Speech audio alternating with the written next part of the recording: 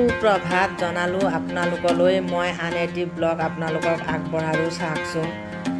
আমাৰ যিহেতু পিতৃপক্ষৰ মহালয়া চলি আছে, আজি আমি কেনেকৈ কি কৰোঁ দেখাইছোঁ আপোনালোকক অকণমান।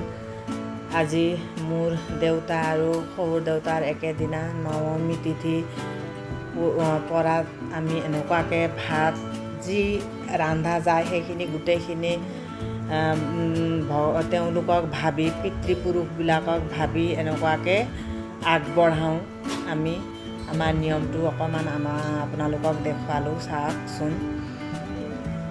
এনেকুৱাকৈ আগবঢ়াওঁ আৰু যিহেতু এই পিতৃপক্ষত আমি কিছুমান বস্তু নিষিদ্ধ, দালি মচুৰ দাইলো নাখাওঁ, মাটিমাহৰ দালি, তিলৰ বৰ প্ৰয়োজন, তিলৰ চাটনি লাগে।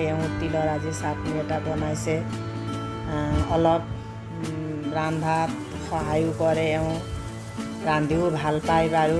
এয়া কেপচিকাম ভাজি লৈ মিক্সিত তিল ভাজি লৈ গুড়া কৰিলে আৰু সেয়া গাজৰ মানে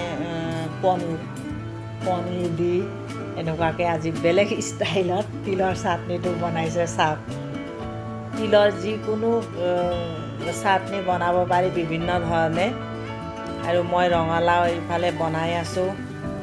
আদা, তেজপাত, জলকীয়া, শুকান জলকীয়া দিলোঁ, পাঁচফোৰণে দি চিম্পুল, পিঁয়াজ নহৰু নাখাওঁৱেই যিহেতু। এনেকুৱাকৈ ৰঙালাও চব্জি বনোৱা অকণমান আপোনাকো দেখালোঁ। এইখিনি হয় মানে আপোনালোককো দিনটোৰ শুভেচ্ছা জনাওঁ আৰু মোৰ ভিডিঅ'টো চাই ভাল পালে লাইক কমেণ্ট কৰি দিব বুলি আশা কৰিলোঁ। ছাবস্ক্ৰাইবো কৰি দিব। লগতে পটল ফ্ৰাই কৰিছে চাওকচোন, তেল নিদিয়াকৈ, তেলখিনি পিছত দিছে। এওঁৰ ষ্টাইলবিলাক অলপ বেলেগ ধৰণৰ। এনেকুৱাকৈ গোটেই দেখুৱালোঁ আপোনালোকক।